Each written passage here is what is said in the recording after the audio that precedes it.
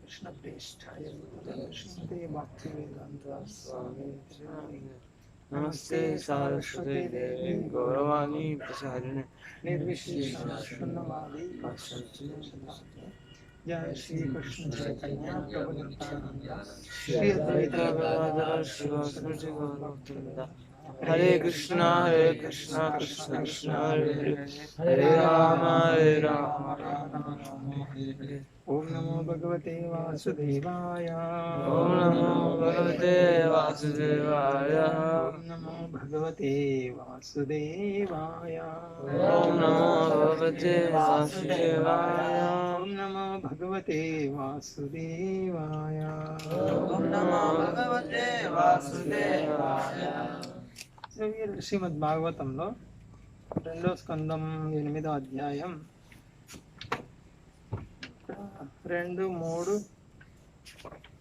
4, 5 శ్లోకాలు కొన్ని ముఖ్యమైనటువంటి అంటే భాగవతం మొత్తం ముఖ్యమే. ముఖ్యంగా భాగవతం ఎందుకు చదవాలి, భాగవత మహిమ ఇది చాలా చోట్ల ఉంది. కొన్ని విషయాలు చూస్తాం దీంట్లో.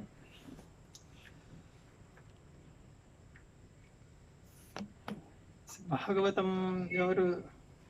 శ్రీ సుఖదేవ గోస్వామి పరీక్షిత్ మహారాజుకు వినిపించింది. పరీక్షిత్ మహారాజుకు ఏ సందర్భంలో వినిపించారు? అది మరణ సమయం, 7 రోజుల్లో మరణం ఉంది. మరణం అంటే ఏమేమి వదిలిపెట్టాల్సి వస్తుంది? అన్ని వదిలిపెట్టాలి. కుటుంబ సభ్యులను వదిలేయాలి, ఇల్లు వదిలేయాలి, శరీరం వదిలేయాలి, ఆభరణాలు వదిలేయాలి, బ్యాంక్ అకౌంట్ వదిలేయాలి,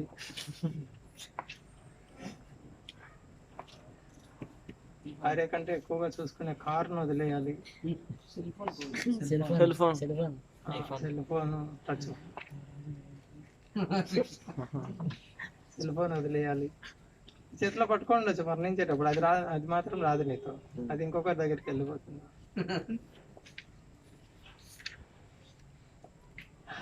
ఎన్నెన్నో వదిలేయాలి. కానీ పరీక్షిత్ మహారాజు రాజ్యం ఎటువంటి రాజ్యం? సుసంపన్నమైన రాజ్యం, ఎదురులేని రాజ్యం. శత్రువులు ఎవరు ఆయన ఎదురుగా నిలబడే అంతటి శక్తి ఎవరికి లేదు. అంత గొప్ప అంత పరిపాలన చేస్తారు. పోనీ ఏదో గొడవలు ఉన్నాయి, చాలా మంది శత్రువులు ఉన్నారు, పోతే పోనీ రాజ్యం అనేది అటువంటి స్థితి కాదు ఆయనది. పోనీ ఇంట్లో వాళ్ళు చాలా గొడవలు పెడుతున్నారు, ఈ కుటుంబ సభ్యులు ఎవరు తట్టుకుంటారులే, పోతే పోయే అటువంటి స్థితి కూడా కాదు. పరీక్షిత్ మహారాజుకి అన్ని సమృద్ధిగా ఉన్నాయి, సవ్యంగా ఉన్నాయి. కుటుంబ సభ్యులు అంతా చక్కగా సహకరించేవాళ్ళు, పౌరులు సహకరించేవాళ్ళు, సైనికులు సహకరించేవాళ్ళు, అందరూ సహకరించేవాళ్ళు. చిత్రకేతు మహారాజు విషయంలో చూడొచ్చు. ముని ఎవరు వచ్చింది?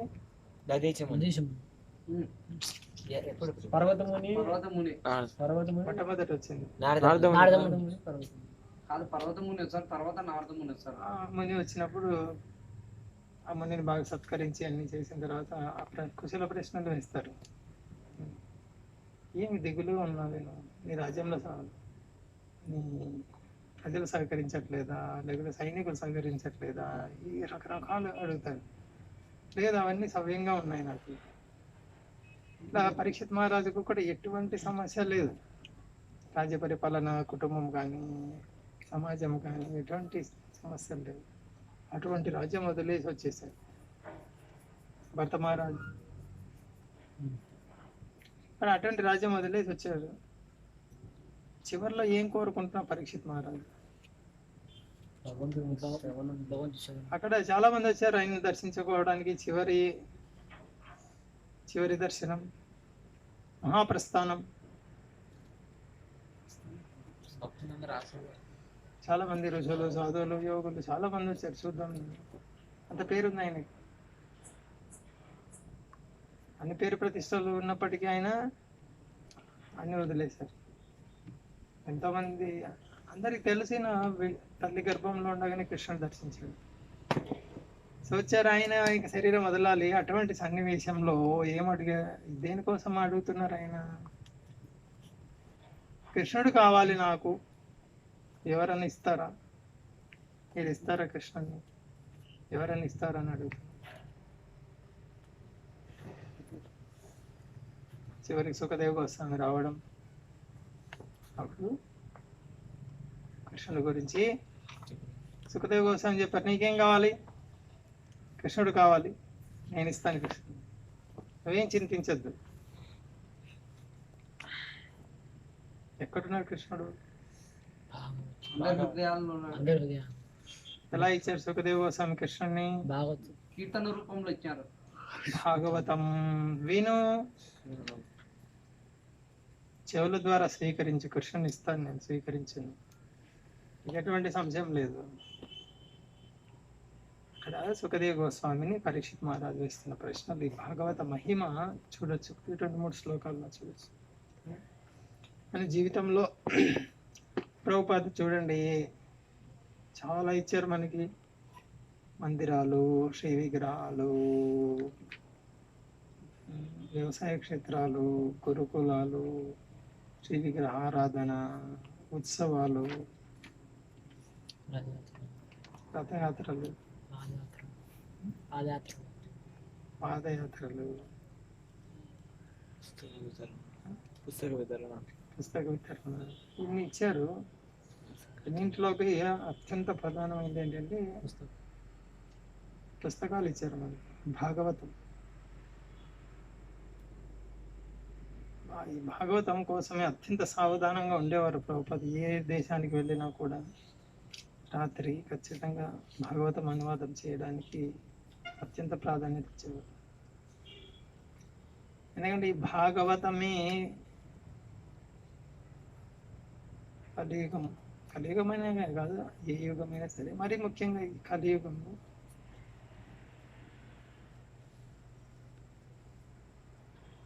కలియుగం మొత్తం చీకటి, చిమ్మ చీకటి. చిమ్మ చీకటి అంటే గాఢాంధకారం, కాసింత కూడా వెలుతురుండదు. ఎటు వెళ్తున్నావు, ఎటు అడుగు వేస్తున్నావు, ఎక్కడ ఏం జరుగుతుంది, ఏ ఆపద ఉంది, ఎక్కడ పాము వచ్చి కాటేస్తుంది, ఎక్కడ తేలేస్తుంది, ఎక్కడ గుంతలో పడుతున్నావు, ఎక్కడ కంప ఉంది, ముళ్ళులు ఎక్కడ ఉన్నాయి, ఎటు వెళ్తున్నావు తెలియదు. అంత గాఢాంధకారం కలియుగం. చూడొచ్చు, పేపర్ చూడండి, వార్తాపత్రికలు, వార్తలు, న్యూస్, టీవీ, అవి ఎరిగిళ్ళు పొరిగిళ్ళు, వ్యాపారం, అవి ఎక్కడ చూసినా ఒక్కరు కూడా సంతృప్తిగా లేరు. డబ్బులు ఉన్నప్పటికీ సంతృప్తిగా లేరు. అంత చీకటి. ఎందుకు పరిగెడుతున్నారు, ఎందుకు ధనం సంపాదిస్తున్నారు, ఏం చేస్తున్నారు, ఎంత ఆస్తులు సంపాదిస్తున్నారు, పెద్ద పెద్ద చదువులు చదువుతున్నారు, పెద్ద పెద్ద భవనాలు, పెద్ద పెద్ద రహదారులు, హైవేలు, గొప్ప గొప్ప కొత్త కొత్త వాహనాలు కనుక్కుంటున్నారు, కొత్త కొత్త ఈ సెల్ ఫోన్లు, టెక్నాలజీ ఇంత కనుక్కుంటున్నారు. కానీ ఇంకొక వైపు ఏమవుతుంది, ఆత్మహత్యలు పెరిగిపోతున్నాయి, మానసిక సమస్యలు పెరిగిపోతున్నాయి, ఒకరికొకరు సంబంధాలు లేవు, కుటుంబ సభ్యుల మధ్య సంబంధాలు లేవు, తర్వాత మానవ విలువలు లేవు, ఒకరినొకరు గౌరవించడం లేదు, ఒకరి పట్ల ఒకరు ఉన్నత స్థాయిలో ఉన్న వాళ్ళు దిగువ స్థాయిలో ఉన్న వాళ్ళ పట్ల దయ చూపించడం అటువంటిది లేదు, ఒకరినొకరు గౌరవించడం లేదు, పెద్దవాళ్ళని గౌరవించేది లేదు, పెద్దవాళ్ళు చిన్నవాళ్ళ పట్ల కరుణ చూపించడం, దయచేసి ఇది కూడా లేదు. ఎక్కడ పట్టినా కూడా జంతువుల కంటే కూడా హీనంగా జీవించేటువంటి నాగరికత తయారైంది. ఎక్కడ చూసినా ఈ నాలుగు ఉల్లంఘన, ముఖ్యంగా కామం, మైథున సుఖం, సెక్స్ గురించి ఎక్కడ చూసినా విచ్చలవిడిగా అడ్వర్టైజ్మెంట్లు.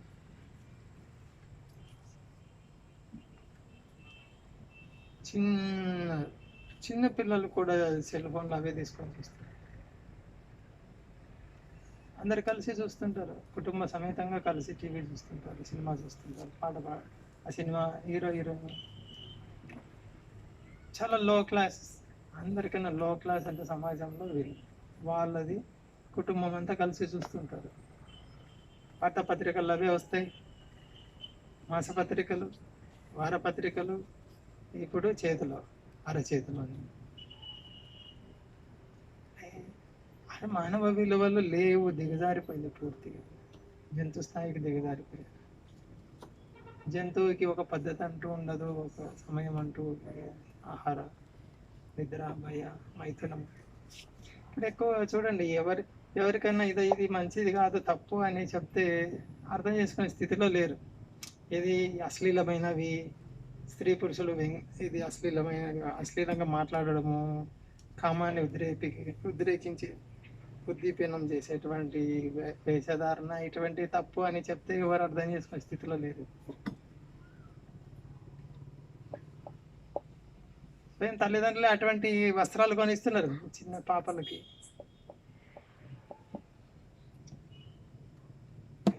అది తప్పని చెప్తే పూర్తిగా అంధకారం అయిపోయింది. ఏమంటే స్త్రీ ఉంది, పురుషుడు కోసం పురుషుడు ఉన్నాడు, స్త్రీ కోసం కేవలం కామం అనుభవించాలంతే. ఒక జీవాత్మ ప్రవేశిస్తుంది, ఒక జీవుడు వస్తాడు మా కుటుంబంలోకి, ఒక ప్రేమ, ఆప్యాయత ఏం లేదు, కామం అనుభవించాలి. దానికోసం ఏది అవసరమో అది. జంతువుల కంటే కూడా హీనంగా తయారు.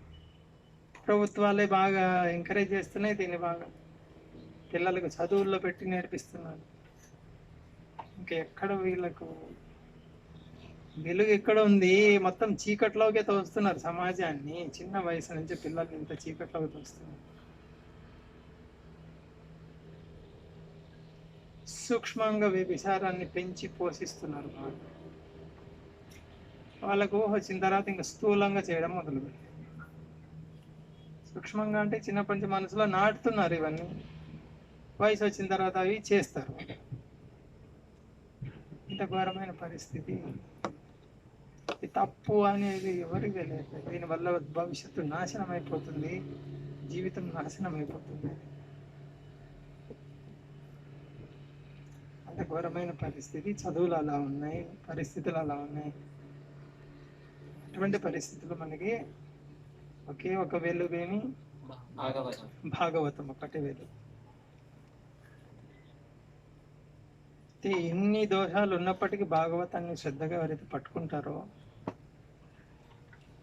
దీన్ని అధిగమిస్తారు. అలా చాలా త్వరగా పవిత్రం అవుతారు, హృదయం పవిత్రం అవుతుంది, కృష్ణుని పొందేస్తారు జీవితంలో. కృష్ణుడు పరమ పవిత్రుడు, కృష్ణుడు ఎప్పుడు ఆనందంగా ఉంటాడు. ఎవరైతే భాగవతాన్ని శ్రద్ధగా స్వీకరిస్తారో జీవితంలో వాళ్ళు కృష్ణుడితో నివసిస్తుంటారు, వాళ్ళు కూడా పవిత్రంగా ఉంటారు, వాళ్ళు కూడా ఆనందం. ఇటువంటి ఆనందం అది కేవల ఆనందం, ఆనందమే ఆనందం. ఎటువంటి బాధ, దుఃఖము, అలజడి, కలత ఇటువంటి వాళ్ళ దగ్గరికి రావు, ఆ స్థితికి వస్తాం. కేవలం భాగవతం శ్రద్ధగా స్వీకరిస్తాం. అది చూద్దాం కొన్ని శ్లోకాలు ఈరోజు.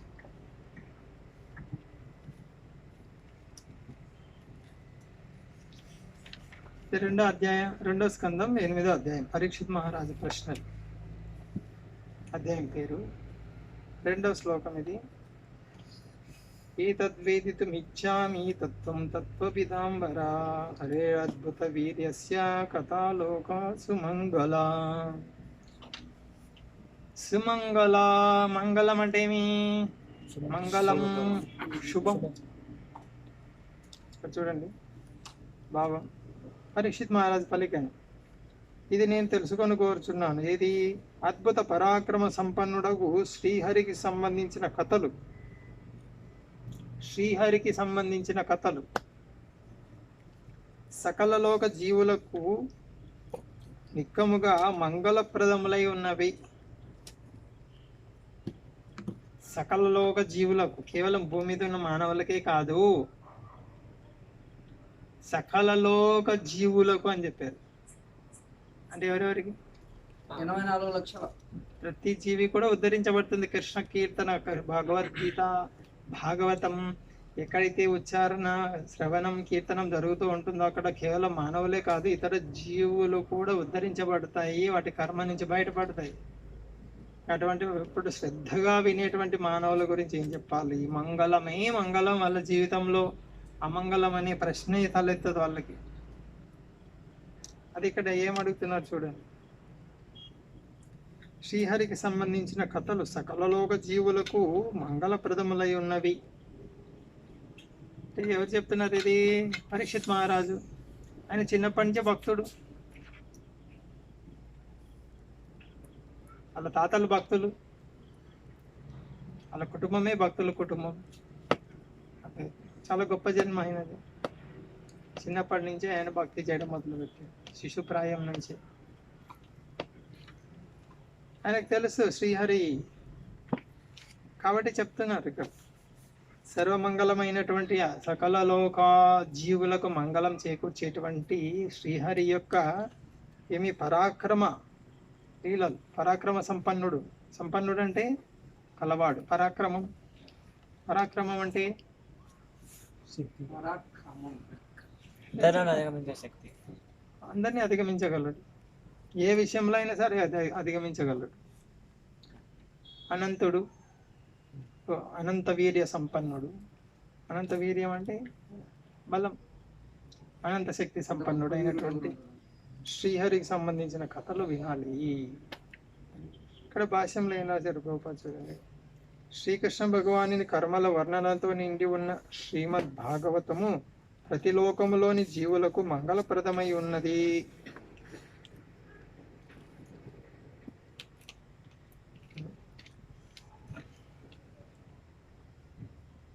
భక్తులందరూ శ్రీమద్ భాగవతము నిక్కముగా పరమ ప్రియము. భక్తులకు చాలా ప్రియం అంటే భాగవతం. ఇప్పుడు మనం చూడాలి, భక్తిలోకి వచ్చాము, భక్తిలో వచ్చిన తర్వాత భాగవతం ప్రియమా కాదా, భాగవతం చదవాలని మనసు అనిపిస్తుందా లేదా, దాన్ని బట్టి మనకు తెలుస్తుంది మన భక్తులమా కాదా అని. ఇక్కడ వినండి ఏం చెప్తున్నారు. శ్రీమద్ భాగవతం నిక్కముగా భక్తులకు పరమ ప్రియమగు శాస్త్రము. సాధారణ ప్రియం కాదంట, పరమ ప్రియం అంటే చాలా చాలా ఇష్టం. ఇంకా దీని మించి ప్రియం ఉండదంటే భక్తులకి. అంత ప్రేమ పెంచుకోవాలి భాగవతం పట్ల. చూసుకోవాలి మనకి ఎంత ప్రేమ ఉంది భాగవతం అంటే. చదవటం, వినటం, చర్చించటం. ఎందుకు చేయాలి ఈ పని? ఎందుకు చదవాలి, ఎందుకు వినాలి, ఎందుకు చర్చించాలి అంటే పరీక్షిత్ మహారాజ్ ఏం చెప్తున్నారు ఇక్కడ. సకల జీవులకు ఏం చేకూరుస్తుంది ఈ హరికథ? మంగళం, శుభం, ఆనందమే ఆనందం, సంపూర్ణమైన ఆనందం, పవిత్రమైన ఆనందాన్ని ఇస్తుంది భాగవతం. మన జీవితంలో నిజంగా శుభం కోరుకుంటుంటే ఏం చేయాలంటున్నారు ఇక్కడ? భాగవతాన్ని ప్రాణం కంటే ఎక్కువగా చూసుకోవాలి. ఏం పోయినా పర్వాలేదు, నా జీవితంలో భాగవతం ఉండాలి నా దగ్గర. భాగవతం వింటూ ఉండాలి, భాగవతం చదువుతూ ఉండాలి, భాగవతం చర్చిస్తూ ఉండాలి.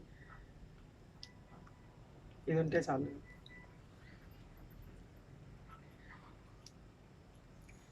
భక్తులకైనా ఇది, భక్తి లేని వారికి సైతము ఇది మంగళప్రదమై ఉన్నది. భక్తి లేని వాళ్ళకు కూడా మంగళం చేకూరుస్తుంది. అటువంటిది ఇంకా భక్తులు దీన్ని ఎంత ప్రియాతి ప్రియంగా అపురూపంగా చూసుకోవాలి భాగవతాన్ని. సమయం లేదు చదవడానికి, జీవితంలో మంగళం కావాలి. భాగవతం చదవడానికి సమయం లేదు అంటున్నామే, అదే సర్వ అమంగళాలను తెచ్చిపెట్టేది ఇంట్లోకి కానీ మనసులోకి కానీ. ఆ పదం రాకుండా చూసుకోవాలి జీవితంలో. భాగవతం చదవడానికి సమయం లేదు, అమంగళాన్ని శనిని ఆహ్వానించినట్టే.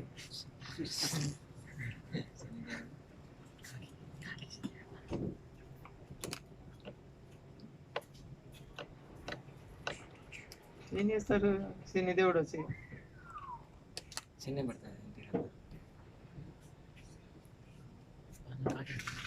అష్ట కష్టాలు అంటారు కదా. అష్ట కష్టాలు అంటే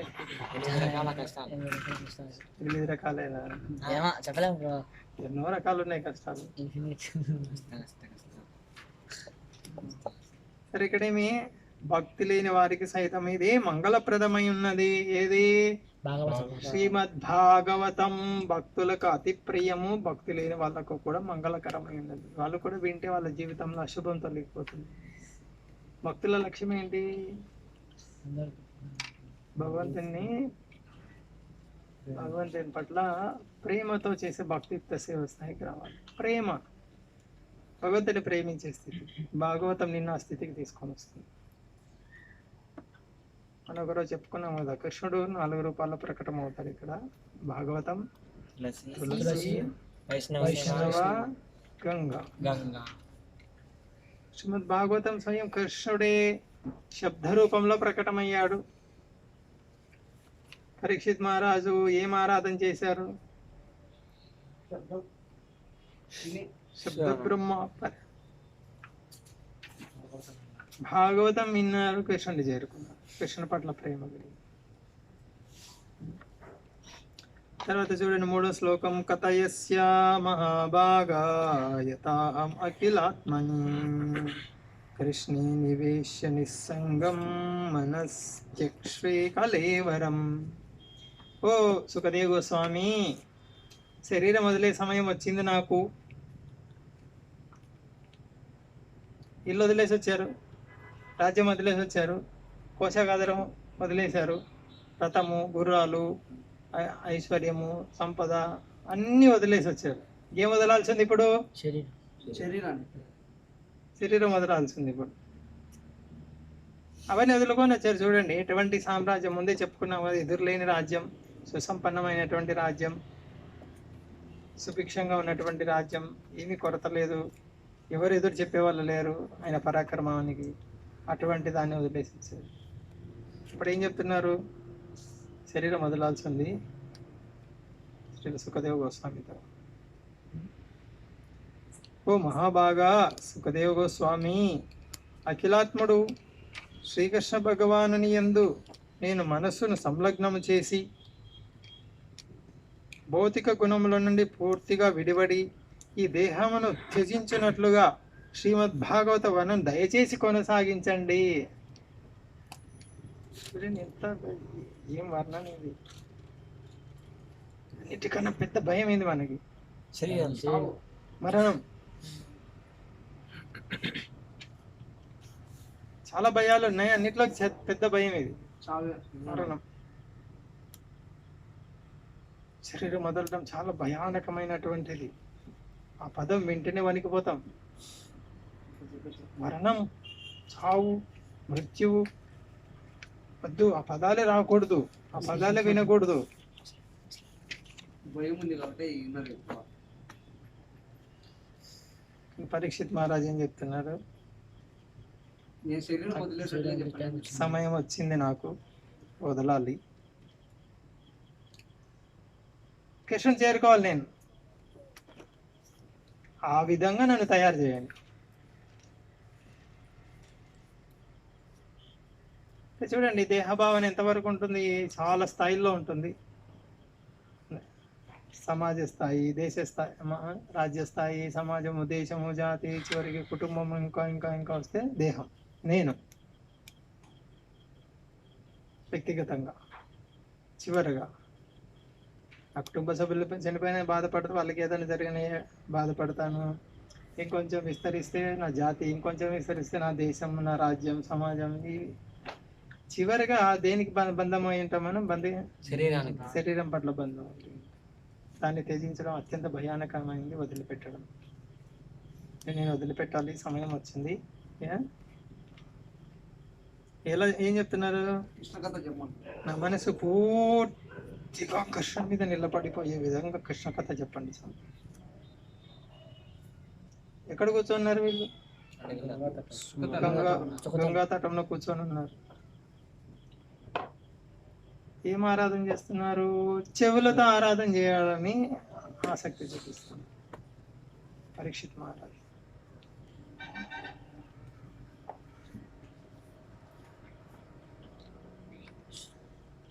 ఇక్కడ చూడండి, శ్రీమద్ భాగవతము నందు వర్ణించబడిన దివ్య కథా విషయ శ్రవణమునందు పూర్ణముగా నిలిచి ఉండుట అనగా అఖిలాత్ముడకు శ్రీకృష్ణ భగవానుతో నిత్య సాంగత్యమును కలిగి ఉండుట అనే భావము. ఇక్కడ చూడండి మళ్ళీ, భాగవతమునందు వర్ణించబడిన కథా విషయ శ్రవణమునందు పూర్తిగా మనసు నిలిపి ఉంచటం అనగా శ్రీకృష్ణ భగవానుతో నిత్య సాంగత్యమును కలిగి ఉండుట. భాగవతము పూర్తిగా మనసు పెట్టి శ్రద్ధగా వింటూ ఉంటే ఏమంటున్నారు ఇక్కడ, శ్రవణమునందు పూర్తిగా నిలిచి ఉండుట. నువ్వు అర్థం చేసుకుంటే అనట్లేదు ఇక్కడ. నాకేం అర్థం అవుతుంది భాగవతము, నాకు అర్థం కాదు అని నువ్వు అర్థం చేసుకుంటే అనట్లేదు. వినండి ఇంకోసారి. శ్రీమద్ భాగవతం నందు వర్ణించబడిన దివ్య కథా విషయ శ్రవణమునందు సంపూర్ణముగా నిలిచి ఉండుట అనగా మనసు పెట్టి శ్రద్ధగా వింటున్నావు అంటే దాని అర్థం ఏంటి, అఖిలాత్ముడకు శ్రీకృష్ణ భగవానుతో నిత్య సాంగత్యం కలిగి ఉండుట అనే భావమును కృష్ణుడితోనే ఉన్నావు. ఇంకా సూక్ష్మంగా చెప్పాలి, ఇంకా సరళంగా చెప్పాలి, ఇంకా స్పష్టంగా చెప్పాలి అంటే కృష్ణుడు ఒడిలో కూర్చొని ఉన్నావు. ఇది వాస్తవం. చిన్న బిడ్డ కృష్ణుడు తల్లి ఒడిలో కూర్చొని అంటే కొంచెం కూడా భయపడ్డు. చూడొచ్చు, పరీక్షిత్ మహారాజు భగవత్ కృష్ణ కథ మగ్నుడైపోయి పూర్తిగా పాము వచ్చి కాటేస్తుంది అంటే కూడా భయపడలేదు. అత్యంత ప్రమాదకరమైనటువంటి విషయం మరణం. కానీ కృష్ణుడు ఒడిలో కూర్చొని ఉన్నాడు కాబట్టి భయం లేదు. ఎవరు నేర్పిస్తారు ఇది మనకు? ఏ తల్లిదండ్రులు నేర్పిస్తున్నారు, ఏ కాలేజీ నేర్పిస్తుంది, ఏ వ్యాపారస్తులు ఎక్కడ దొరుకుతుంది ఇది, ఏ వారసత్వ సంపదలో వస్తుంది ఇది? ఇంత గొప్ప భాగవతం. మృత్యునే జయింపజేసేటువంటి, జయించడం అంటే శరీరం వదిలేస్తారు, జయించడం అంటే ఇక్కడే శాశ్వతంగా ఉంటారని కాదు. ఆనందంతో శరీరం వదిలేస్తారు. ఎలా వదిలేస్తారు? భర్త మహారాజ్ విషయంలో వస్తుంది కదా. మలమూత్ర విసర్జన చేసిన తర్వాత అక్కడ ఉండాలనిపిస్తుందా? ఆ స్థలంలో ఎప్పుడెప్పుడు వెళ్ళిపోవాలా అనిపిస్తుంటుంది. అంత తేలిగ్గా వదిలేస్తారు ఈ శరీరం. అస్థానిక శరీరం అదే. ఏముంది శరీరంలో? మలము, మూత్రము, ఎముకలు, వెంట్రుకలు, చీము, నెత్తురు, కంట్లో పుసి, చెవిలో బుకిలి, పళ్ళు వాసన, నోరు వాసన. ఎంత శుభ్రం చేయాలా? పొద్దున్న వేసినప్పటికీ దీనికి శుభ్రం చేసి 3 పూట్ల స్నానం చేపించి, నోరు గడ్డి అది చేసి, తినిపించి, అది చేసి, ఇటువంటి ఈ శరీరాన్ని భక్తుడు చాలా ఆనందంగా వదిలేస్తాడు. ఎప్పుడు? కృష్ణుడు దొరికిపోయినప్పుడు. కృష్ణుడు దొరకనప్పుడు ఏమనుకుంటాడు? ఇదే ఆనందంగా ఉంది, ఇదే మలమూత్రాలు, ఎంత ఆనందమో, ఆనందమే ఆనందం అని పంది గది ఇదినట్టు దాంట్లో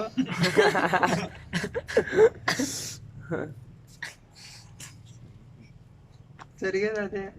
ప్రపంచం మొత్తం అది నేర్పిస్తున్నారు. మామూలుగా తిను, తాగు, అంటే మలమూత్రాల్లో పంది తిరిగినట్టు తిరుగు అని. కానీ భక్తుడు దీన్ని ఎప్పుడెప్పుడు వదిలేయాలి అనేసి అన్నంతవరకు దాన్ని ఉపయోగిస్తాడు సేవలో. ఇప్పుడు పరీక్షిత్ మహారాజుకు అంత్య దినాలు వచ్చాయి కాబట్టి ఏం చెప్తున్నారు? కృష్ణుడితో సాంగత్యం. ఏం చెప్పాం? కృష్ణుడు ఒడిలో కూర్చోవడం అంటే ఏంటి?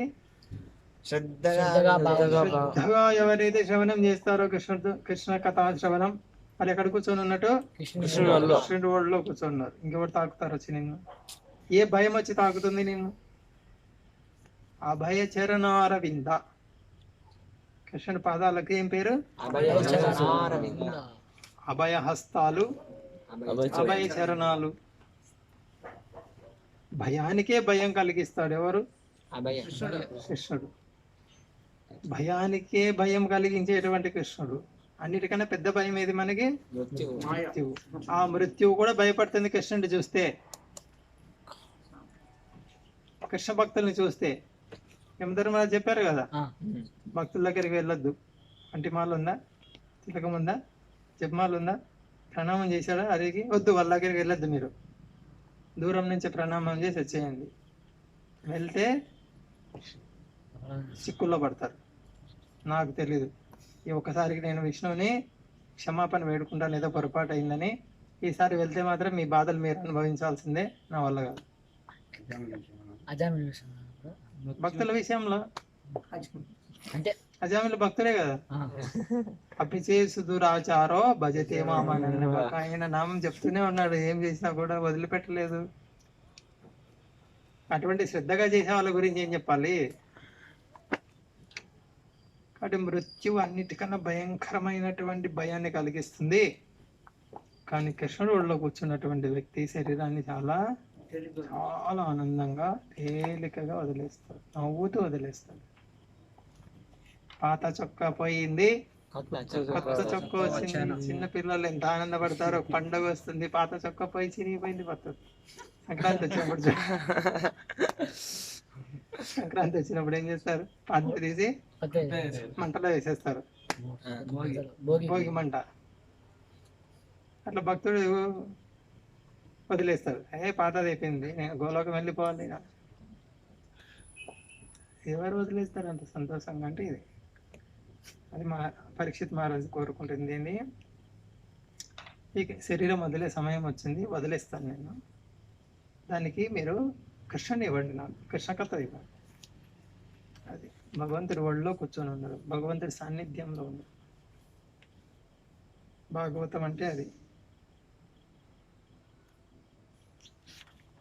ఇంకా 4వ శ్లోకంలో చూడండి, దీంట్లోనే భాష్యంలో కొన్ని ముఖ్యమైనవి.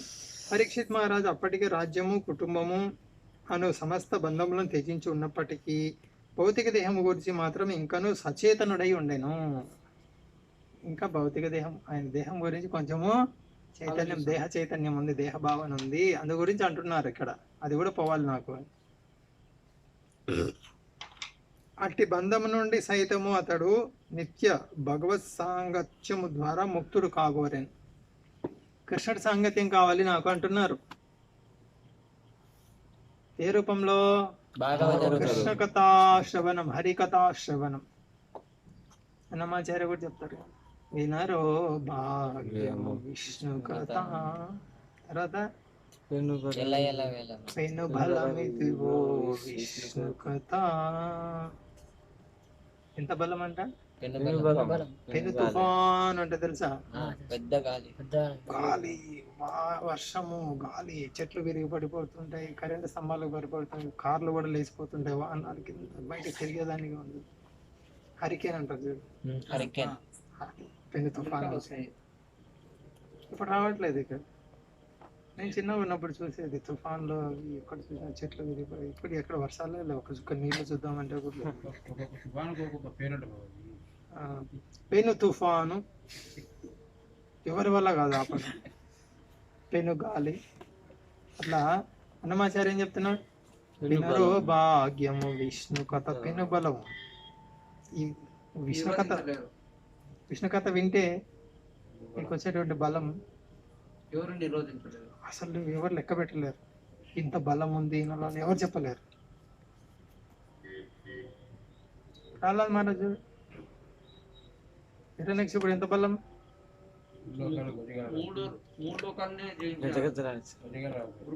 ఈరోజు పొద్దున్న చదివా, మధ్యాహ్నం మన శరీరంలో ఉన్న ప్రతి భాగము ఒక్కొక్క దేవతల ఆధీనంలో ఉంటుంది కదా. కళ్ళు సూర్యుడు ఆధీనము, నాలుక వరుణుడు, రకరకాలుగా. ఎంత గొప్ప వాళ్ళు వీళ్ళు దేవతలు. సూర్యుడు మొత్తం విశ్వానికి వెలుతురు ఇస్తున్నాడు. అగ్నిదేవుడు అగ్ని డిపార్ట్మెంట్, ఇంద్రుడు విశ్వం మొత్తానికి నీళ్లు, అదే వరుణుడు. ఇంద్రుడు మేఘాలకు అధిపతి. వీళ్ళందరూ హిరణ్యకశిపుడిని చూస్తే వీళ్ళు ఇంత గొప్ప వాళ్ళు. అటువంటి హిరణ్యకశిపుని వానికి ఇచ్చాడు ఎవరు?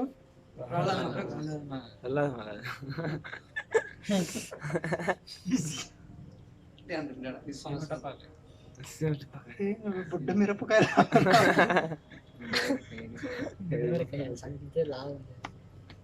గుంటూరు మిరపకాయ లాగున్నావు నువ్వు.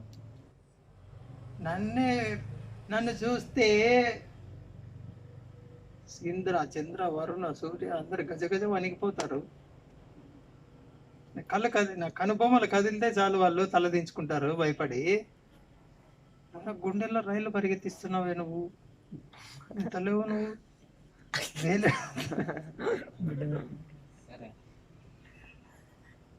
ఇంత బలం ఎక్కడి నుంచి వచ్చింది నీకు? అది పెను బలం అంటే. ఏం సమాధానం చెప్పారు? నీకెక్కడి నుండి వచ్చిందా?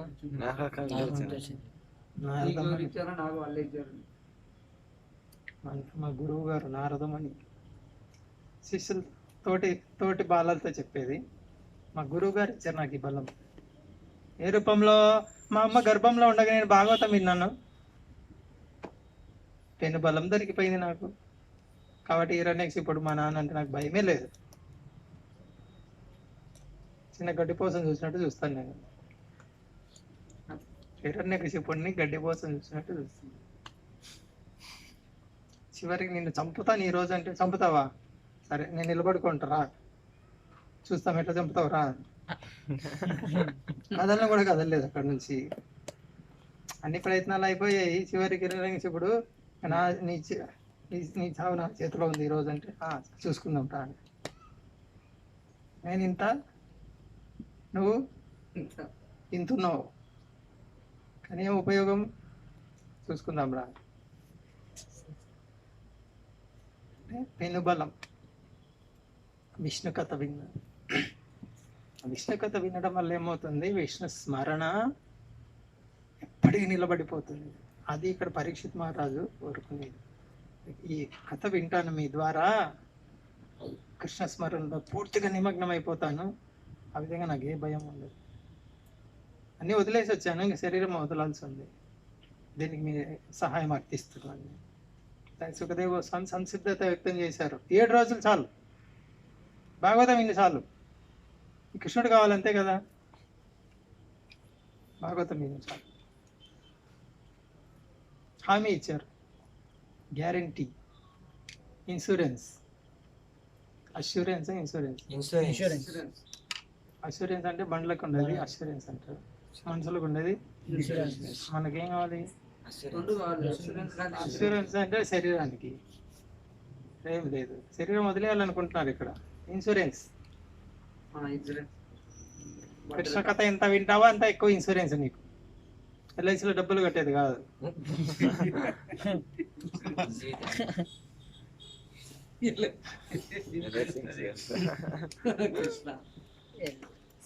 ఎల్ఐసిలో డబ్బులు కాదు నీకు రక్షించేది. భాగవతం ఎంత వింటావో, కనీసం రోజుకు ఒక అర్ధగంట భాగవతం చదువు, నీ జీవితంలో ఎంత బలం వస్తుందో చూడు. మిగతా 23.5 గంట జపం కూడా బాగా చేస్తారు. భాగవతం చదివే వాళ్ళు శ్రద్ధగా జపం బాగా చేస్తారు. ఇది కూడా రహస్యం. జపం బాగా చేయాలంటే భాగవతం శ్రద్ధగా వినాలి, శ్రద్ధగా చదవాలి. చదవడం అంటే కూడా వినడమే. ఎందుకంటే ప్రభుపాల వారి, సుఖదేవ్ గోస్వామి, పరీక్షిత్ మహారాజు, వీళ్ళ గొప్ప గొప్ప మహానుభావుల నుంచి వచ్చినటువంటి వచనాలు ఇవి. చదువుతున్నాం అంటే వింటున్నాం. ఈరోజు పరీక్షిత్ మహారాజు చెప్పింది చర్చించుకుంటున్నాం, ఆయన నుంచి వింటున్నాం. ఇది పరీక్షిత్ మహారాజు ఎక్కడ ఉన్నారు? శబ్ద రూపంలో ఉన్నారు ఇక్కడ. సుఖదేవ్ గోస్వామి ఉన్నారు, ప్రభుపాద ఉన్నారు. తర్వాత 4వ శ్లోకంలో శృణ్వత శ్రద్ధయా నిత్యం గృణతస్య స్వచేష్టితం కాలేన నాతి దీర్ఘేన భగవాన్ విశతే హృది. పరీక్షిత్ మహారాజు ఇంకా చెప్తున్నారు, మీరు కృష్ణ కథ చెప్పండి, నేను దాన్ని శ్రద్ధగా స్వీకరిస్తాను, అనుసరిస్తాను, జీవితంలో ఆచరిస్తాను. స్వచేష్టితం, చేష్ట అంటే కార్యకలాపం, అనుసరించడం, ఊరిక విని వదిలేయటం కాదు. ఇక్కడ శృణ్వత శ్రద్ధయా నిత్యం గృహణతశ్చ స్వచేష్టితం కాలేన నాతి దీర్ఘేణ భగవాన్ విశతే హృది. శ్రీమద్భాగవతం నిత్యము శ్రవణం చేయుచు ఆ విషయము గంభీరమైనదిగా భావించు వారి హృదయమునందు పూర్ణ పురుషోత్తముడు కృష్ణ భగవానుడు శీఘ్రమే అతి త్వరలో ప్రకటమైపోతాడు. ఎవరి హృదయంలో? శ్రద్ధగా విని ఆ విన్న విషయాన్ని గంభీరంగా శ్రద్ధగా స్వీకరిస్తాడో అంటే ఏంటి? ఇక్కడ గంభీరంగా స్వీకరించడం అంటే ఆచరిస్తాడు. చాలా త్వరలో కృష్ణుడు దొరికిపోతాడు. కృష్ణుడు వాళ్ళ వశం అయిపోతాడు చాలా త్వరలో, లేదా కృష్ణుడికి దగ్గర అయిపోతారు వాళ్ళు చాలా త్వరలో. అది ఇక్కడ శృణ్వత శ్రద్ధయా నిత్యం, రోజు క్రమం తప్పకుండా. శృణ్వత అంటే ఎవరైతే శ్రద్ధగా వింటారో, గృహణతశ్చ స్వచేష్టితం దాన్ని స్వీకరిస్తారో జీవితంలో, ఆచరించడానికి ప్రయత్నం చేయటం. కాలేన నాతి దీర్ఘేన అతి త్వరలో భగవాన్ విశతే హృది, భగవంతుడు ప్రకటమైపోతాడు హృదయంలో. ఇప్పుడు లేడా హృదయంలో? మనకు గుర్తించే స్థితిలో లేదు. ఎప్పుడైతే భాగవతాన్ని శ్రద్ధగా స్వీకరిస్తావో భగవంతుడి దర్శనం అయిపోతుంది నీ హృదయంలో. సంతత్ సదైవ హృదయేషు విలోకయంతి, 24 గంటలు గోలోక లీలలు జరుగుతుంటాయి, రామాయణం లీలలు జరుగుతుంటాయి. డైరెక్ట్ రిలే ఎక్కడి నుంచి? రామ భక్తుడు అయితే అయోధ్య నుంచి డైరెక్ట్ రిలే, కృష్ణ భక్తుడు అయితే ద్వారక గోలోకం నుంచి డైరెక్ట్ రిలే ఉంటుంది. లైవ్ నవదీపం సంకీర్తన లైవ్ జరుగుతూ ఉంటుంది. జూమ్ లో చూస్తున్నట్టు అప్పుడు 24 గంటలు ఇది ఉన్నంతసేపే, ఇది 40 నిమిషాలే. అది చాలా సేపు 24 గంటలు జరుగుతూనే ఉంటుంది. సంత సదైవ హృదయేషు, సదైవ అంటే 24 గంటలు లైవ్ జరుగుతూ ఉంటుంది హృదయంలో. అది భాగవతం ఆ విధంగా తయారు చేస్తుంది మనం. నా అతి దీర్ఘేన భగవాన్ విశతే హృతి, భగవంతుడు హృదయంలో నెలకొంటాడు. అది ప్రహ్లాద్ మహారాజు హృదయంలో భగవంతుడు ప్రకటమయ్యాడు. అందరి హృదయంలో ఉన్నాడు పరమాత్మ రూపంలో. మనం గుర్తించే స్థితిలో లేం. భాగవతం వింటే ఏమవుతుంది? హృదయం శుద్ధం అవుతుంది. భగవంతుని గుర్తిస్తాము, దర్శిస్తాము, ప్రేమిస్తాము, సేవిస్తాము. ఆ విధంగా పెను బలం సాధిస్తాం.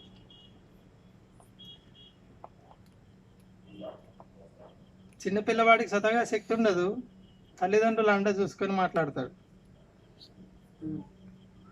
మన జీవుడు అంతే, మన స్థితి. ఈ మాయా ప్రపంచంలో మనం మాయ ముందు తలెత్తేదానికి లేదు. కృష్ణుడి వాళ్ళలో కూర్చొని ఉన్నప్పుడు ధైర్యం.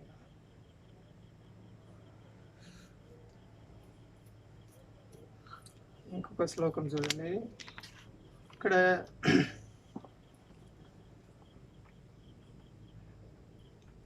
భగవంతుడు దొరికిపోయాడు, భగవంతుడు అనంత శక్తివంతుడు భగవంతుడు. అటువంటి భగవంతుడు దొరికినప్పుడు భక్తుడు కూడా ఆ విధంగా తయారవుతాడు.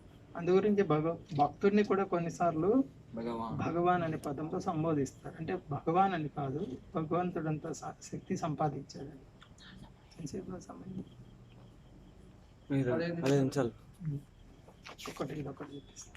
ఈ 5వ శ్లోకంలో ప్రవిష్టకర్ణరంధ్రేణ స్వానాం భావసరోరుహం దునోతి శమలం కృష్ణ సలిలస్యేతాశరత్. సరే, ఇక్కడ ఏమన్నారు? 4వ శ్లోకంలో శ్రద్ధగా వినాలి, స్వీకరించాలి జీవితంలో అని. ఎవరు శ్రద్ధగా వింటే ఏమొస్తుందండి? ఎందుకు వినాలి? ఇక్కడ చెప్తున్నారు. ప్రవిష్టకర్ణరంధ్రేణ, ఎవరైతే శ్రద్ధగా వింటారో వాళ్ళ హృదయము, వాళ్ళ చెవి రంధ్రము ద్వారా కృష్ణుడు ప్రవేశిస్తాడంట. ఇక్కడ ఏమంటున్నారు? దర్శనం అవుతుంది నీకు. శ్రద్ధగా భాగవతం వింటే దర్శనం అవుతుంది. కృష్ణుడుని చెవుల ద్వారా ప్రవేశిస్తాడు. ఎక్కడ ప్రవేశిస్తాడు? నీ హృదయంలో ప్రవేశిస్తాడు. కర్ణరంధ్రేణ, కర్ణపుటముల ద్వారా.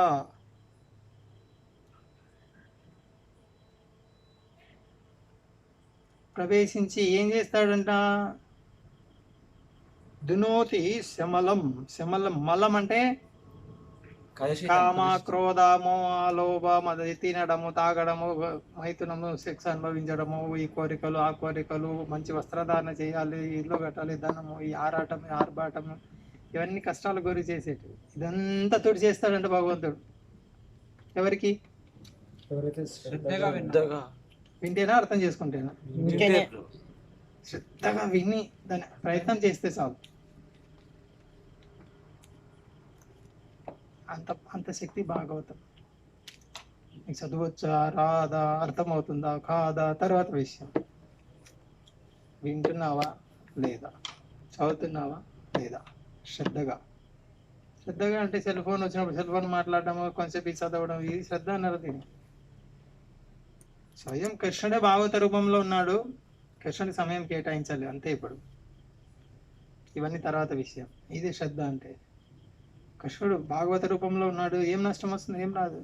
కృష్ణుడు మించి ఏం పోదు.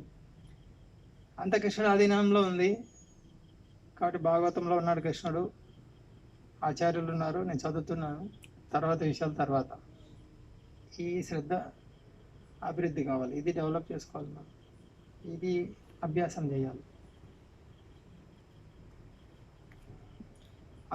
ఇక్కడ ప్రవిష్ట కర్ణరేంద్రేణ స్వానాం భావసరోరుహం దునోతి శమలం కృష్ణ సలిలస్య యథాశరత్. ఒక శ్లోకం కూడా శ్రీమతాం స్వగత కృష్ణ పుణ్యశ్రవణకృదియంతస్తయ భద్రాని విదునోతి సుహృత్సతాం. సాధువులు ఎవరైతే శ్రద్ధగా వింటారో అటువంటి వాళ్ళ హృదయంలో ఉన్నటువంటి భయాన్ని కలిగించేటువంటి విషయాలన్నింటిని భగవంతుడు తొలగించేస్తాడు. అనర్థ అంటే చెత్త చెదారంని అనర్థ అంటారు. అనర్థ ఉపశమం సాక్షాత్ భక్తి యోగం అధోక్షజే. భాగవతం ఏం చేస్తుంది? నిన్ను అధోక్షజుడి వైపు దగ్గరికి తీసుకొని వెళ్తాడు. అధోక్షజుడు పరమ పవిత్రుడు కాబట్టి ఏమవుతుంది? నీ హృదయం కూడా పరమ పవిత్రం అవుతుంది.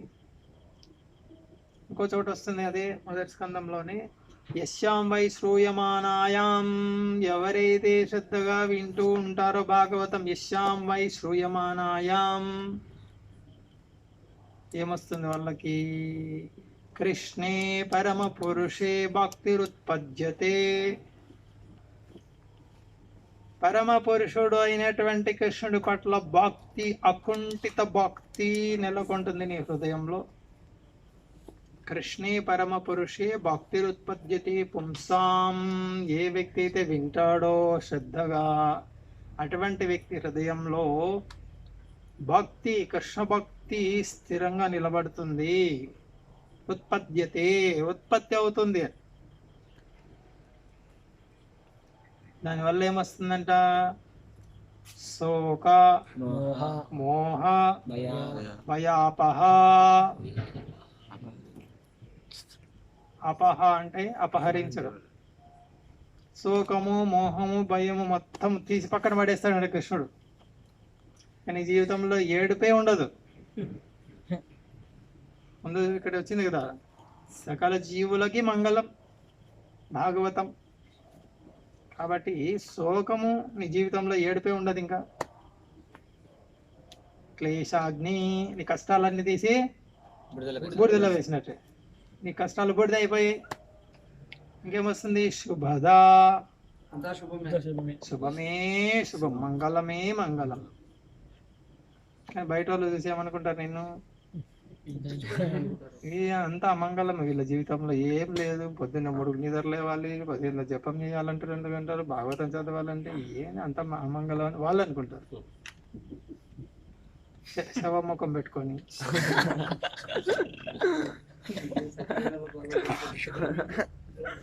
ఏం తేడా ఉండదు, గాలి ఒక్కటే తేడా. ఈ బతికించే వాళ్ళు, అవి సచ్చించే వాళ్ళు అంతే. సాధ ఒకటి పిలుచుకుంటుంటారు, నోట్లో పెట్టుకొని తింటుంటారు, ఇట్లా చూస్తుంటారు అంతే. ఏం జీవితంలో ఏం సారం ఉంది చెప్పక్కడ? ఏమైనా సారం ఉందా? తినేది, కామం అనిపించేది, ఇది చూసేది, డబ్బులు కౌంటింగ్ తీసుకునేది. రామ లేదు, కృష్ణ లేదు. జీవితంలో ఇంత కూడా వెలుగు లేదు జీవితంలో. జీవోత్సవం మనకేమంటారు చెప్పండి? చచ్చినోడికి బతుకునోడికి ఏం తేడా వచ్చింది భక్తి లేదంటే? కేవలం ఆ శ్వాస ఒక్కటే తేడా. అంటే ఇంకా కొంత తెవి సిద్ధంగా పెట్టుకోవాలి అని అర్థం.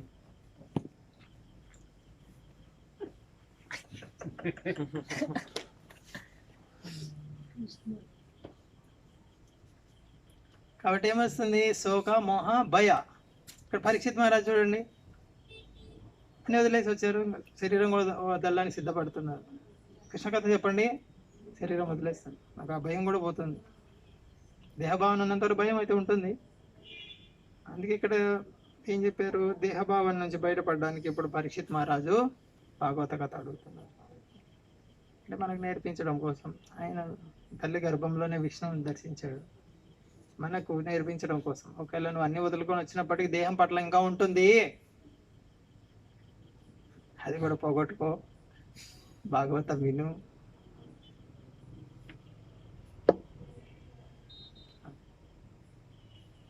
సరే, ఈ భయం పోతుంది. శోకము మోహం. మోహం అంటే అయ్యో నా వాళ్ళకి ఏమవుతుంది, వీళ్ళకి ఏమవుతుంది, నేను పోతే వాళ్ళు ఎట్ట బతుకుతారు, వాళ్ళు నేను వెళ్ళిన తర్వాత ఏడుస్తారా నేను పోయిన తర్వాత కర్మ చేస్తావా చేయవా, నువ్వు ఎట్లా బతుకుతావు, ఇది ఎట్లా, ఈ మోహం ఇదంతా పోతుంది. భయం పోతుంది. భయం పోయిందంటే దేహభావన పూర్తిగా ఇది అంటే ఫలితం భాగవతం చదివితే శ్రద్ధగా. చూడండి ప్రభుపాద ఎంత గొప్ప వస్తువుని ఇచ్చారు మనకి, కృష్ణుని ఇచ్చారు. తీసుకో. దీనికి ఒక మంచి నిదర్శన కూడా ఇచ్చారు ఇక్కడ భాష్యంలో ప్రభుపాద. చూడండి 5వ దానికి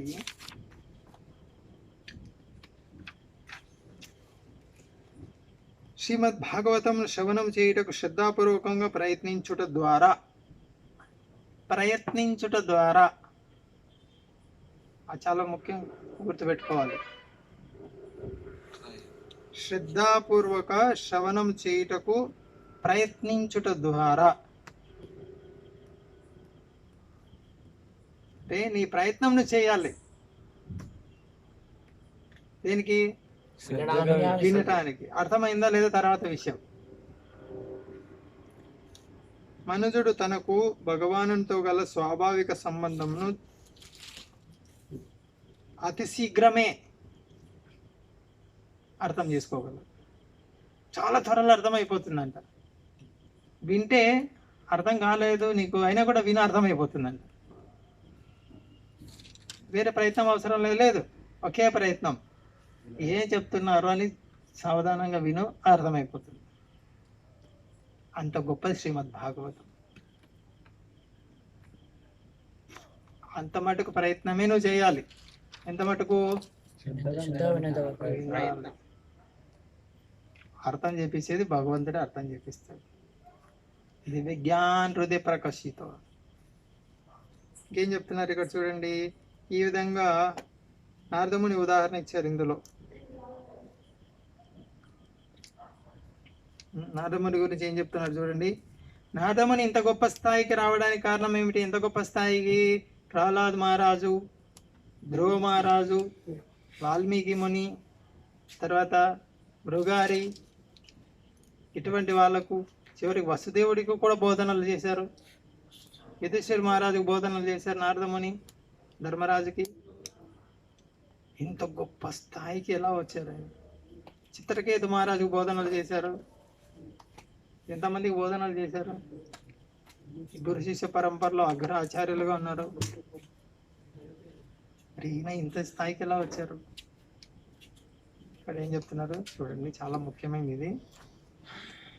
శ్రీమద్ భాగవత నియమములను నిత్యశ్రవణము మరియు అర్చనము ద్వారా శ్రద్ధగా అనుసరించుటచే వారు అంటే నారదముని అంతగా శక్తిమంతులైరి.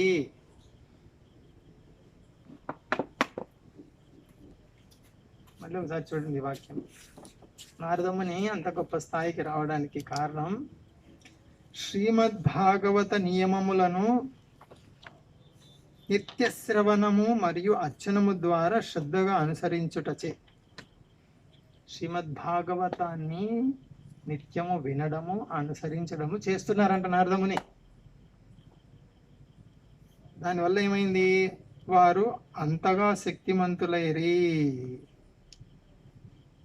ఆ విధంగా చేసిన వాళ్ళకి ఎవరైతే శ్రద్ధగా నిత్యశ్రవణం ప్రతిరోజు 24 గంటలు అని నిత్య అంటే 24 గంటలు అని వస్తుంది, రోజు అని వస్తుంది.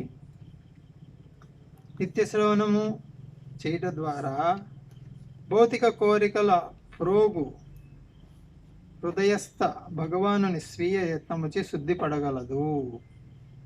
కేవలం ఆ విధంగా వినడము, ప్రయత్నం చేయడం, ఆచరించడం, అర్చన ద్వారా శ్రద్ధగా అనుసరించడం అంటే ఏమి కార్యరూపంలో పెట్టడం వల్ల ఏమవుతుంది? ముందు శ్లోకంలో ఏమొచ్చింది? శీఘ్రమే, త్వరలో, చాలా త్వరలో భగవంతుడు దొరికిపోతాడు నీకు. ఇప్పుడు నారదముని ఇంత భయం లేకుండా తిరుగుతారు. హిరణ్యకశిపుడి దగ్గరికి వెళ్తారు, కంసుడి దగ్గరికి వెళ్తారు, అందరి దగ్గరికి వెళ్తారు. భయమే లేదు ఎవరి దగ్గరికి వెళ్ళాలి. చాలా స్వేచ్ఛగా వెళ్ళిపోతారు, ఎంత అసురుడైనా సరే. వెళ్ళి ముహూర్తం పెట్టి వచ్చేస్తారు.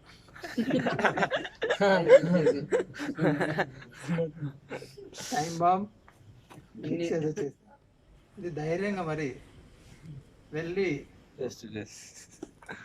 ఇంత శక్తి ఎట్లా వచ్చింది? అది ఇక్కడ నారదముని రహస్యం చెప్తున్నారు. అదే శక్తి ప్రహ్లాద్ మహారాజు కూడా ఇచ్చారు కదా.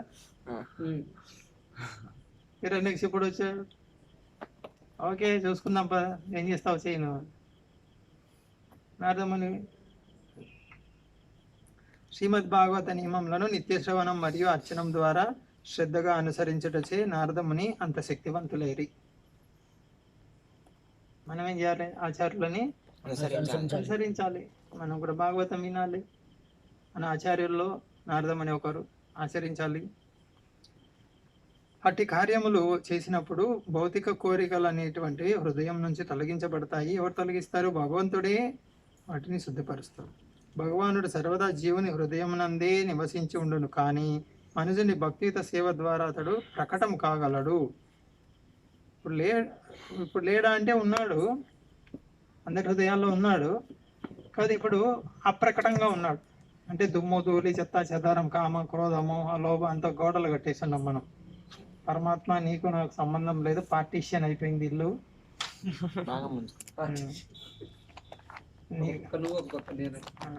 నీకు చిట్టెడు, నాకు బారెడు. దేవుని గుడి ఉండేది అందరు. అదే దేవుని గుడి ఇంత ఉంటుంది, ఎక్కడ కనపడకుండా. టీవీ మాత్రం ఇంత అక్కడే అర్థమవుతుంది అనమాట. అయితే భాగవతం చదివితే ఏమవుతుందంటే టీవీ పోతుంది మొత్తం, దేవుని గుడి బారెడు అవుతుంది, మంది చిట్టెడు అవుతుంది. అవి సర్వం భగవాన్ సమయం అవుతుంది. అది చాలా ముఖ్యం. చూడండి, నారదముని లాంటి వాళ్ళు నిత్యం భాగవత శ్రవణం చేస్తున్నారు, దాన్ని ఆచరిస్తున్నారు, దానివల్ల ఇంత గొప్ప స్థాయికి వచ్చారు. నిర్భయం, ఎటువంటి భయం. ఒకటి మనం చాలా శ్రద్ధగా భాగవతాన్ని ప్రాణంగా చేసుకోవాలి. ఆ ప్రాణం భాగవతం అన్న విధంగా తయారు కావాలి. ఇప్పుడు జపం బాగవుతుంది, సేవ బాగవుతుంది. ఇంత గొప్ప సాహిత్యం ఎక్కడ దొరుకుతుంది చెప్పండి? మనం ఉంది, దాన్ని ఉపయోగించుకోవాలి. ఇదే జన్మలో భాగవతం ప్రియం, వైష్ణవులకు అత్యంత ప్రియం భాగవతం ప్రియం. ఎందుకు? భాగవత రూపంలో కృష్ణుడే ప్రకటమయ్యాడు కలియుగ జనులు మన కోసం. ఒకటి భాగవతం ప్రియం అంటే నీకు ఎవరు ప్రియం? కృష్ణుడు అంటే ప్రియం. కాబట్టి నిత్యం భాగవతం శ్రవణం ఎవరైతే చేస్తారో వాళ్ళు అత్యంత శ్రద్ధతో ఎవరైతే వింటారో, అర్థమైనా కాకుండా అది అర్థం అవుతుంది క్రమక్రమంగా, వేరే ప్రయత్నము అవసరం లేదు, స్వయం ప్రకటన అవుతుంది భాగవతమే వింటూ వింటూ ఉంటే. శ్రద్ధగా వినాలి. వాళ్ళు కృష్ణుడి ఒళ్ళో కూర్చొని ఉన్న, తల్లి ఒళ్ళో ఉన్న బిడ్డ ఎంత సురక్షితంగా ఉంటాడో అంత సురక్షితంగా ఉంటాడు ఈ ప్రపంచంలో ఉన్నప్పటికీ కూడా. మరణము కూడా అతన్ని భయపెట్టలేదు. అంత గొప్పది భాగవత శ్రవణం అనేది, భాగవత కథ. కాబట్టి సమయం దొరికించుకోవాలి, చదవాలి, వినాలి, చర్చించాలి భాగవతం. ఇప్పుడు కరోనా అంటాం, ఎంత మంచి అవకాశం. మామూలప్పుడు కుదరదు, ఖచ్చితంగా బయటకు వెళ్ళాలి, ఖచ్చితంగా ఆ పని ఉంది, ఈ పని ఉంది, ఆ పని ఉంది, ఈ పని. ముఖ్యంగా గృహస్థ జీవనంలో ఉన్నప్పుడు టైం లేదు, అది ఉంది, ఇది ఉంది, ఇది ఉంది. ఇప్పుడు 2 నెలలు అయింది, ఏది ఉంది? ఏది లేదు. ఒక్కరా మిగిలిన కూర్చున్నాడు. ఏం లేదు.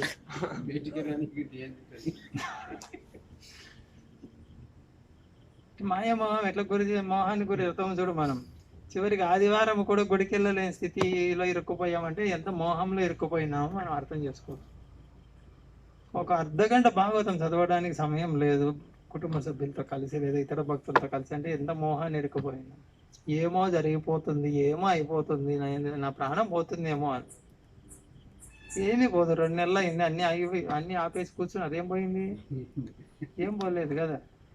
మరి భాగవతానికి సమయం కేటాయించాలి. ఇప్పుడనే కాదు, మళ్ళీ అన్ని మొదలైన తర్వాత అయినా సరే కేటాయిస్తే. పరీక్షిత్ మహారాజు, సుఖదేవ గోస్వామి, ధ్రువ మహారాజు, ప్రహ్లాద్ మహారాజు, నారదముని, అన్నమాచార్య చెప్తున్నట్టు పెనుబలం. కుటుంబ సభ్యుల మధ్య ఉండొచ్చు, వ్యాపారం చేస్తుండొచ్చు, అన్ని చేస్తుండొచ్చు, కానీ దేని పట్ల నీకు బంధం ఉండదు. చివరికి మృత్యు వచ్చినప్పుడు హరే కృష్ణ హరే కృష్ణ కృష్ణ కృష్ణ హరే హరే హరే రామ హరే రామ చెప్పేసి బాయ్. అమి జాతు వైకుంఠాలా అని ఎవరు చెప్పారు? రామ్ రామ్ గ్యావా. రామ్ రామ్ అంటే అక్కడ వచ్చాని కలిసినప్పుడు రామ్ రామ్. చేతులు కలుపుతారు కదా. ఇప్పుడు కరోనా వల్ల చేతులు కలపడం లేదు ఎవరు. ఇట్లా మహారాష్ట్రలో అదే అన్నమాట, రామ్ రామ్ అంటారు. చాలా అందుకు రామ్ రామ్ అంటే వెళ్ళొస్తానని, వచ్చినప్పుడు రామ్ రామ్ అంటారు, వెళ్ళేటప్పుడు రామ్ రామ్ అంటారు. కలిసినప్పుడు పలకరిస్తాం, వెళ్ళేటప్పుడు పలకరిస్తాం కదా. అది అప్పుడు తుకారాం మహారాజ్ ఏం చెప్పారు? అమ్మి జాతు వైకుంఠాలా రామ్ రామ్ గ్యావాంచ. రామ్ రామ్ రామ్ రామ్ అందరికి, నేను వెళ్తున్నా, హరే కృష్ణ అని చెప్పేసి. అట్లా భాగవతాన్ని ప్రాణంగా చేసుకో. తుకారాం మహారాజ్ చెప్పింది ఒకటి గుర్తొస్తుంది. గీతా భాగవత శ్రవణ ఖరీతి అఖండ చింతన విఠోబాసి. అఖండ చింతన. ఖండన అంటే నరకడం. అఖండన అంటే అసలు ఏం నరకదే ఏం ఉండదు. గ్యాప్ లేకుండా, విరామం లేకుండా. గీతా భాగవత శ్రవణ ఖరీతి శ్రవణ అఖండ చింతన విఠోబాచి. విఠోబా అంటే కృష్ణుడు, ద్వారకాధీశ్. భాగవతం భగవద్గీత ఎవరైతే శ్రవణం చేస్తారో గ్యాప్ లేకుండా నిరంతరం నిత్యం వాళ్ళ మనసు నిండా కృష్ణుడే ఉంటాడు ఎప్పటికీ అని. మహారాజ్. హరే కృష్ణ. ప్రభుపాదకి జై. శ్రీమద్ భాగవతం కి జై. శ్రీ సుందరికి జై.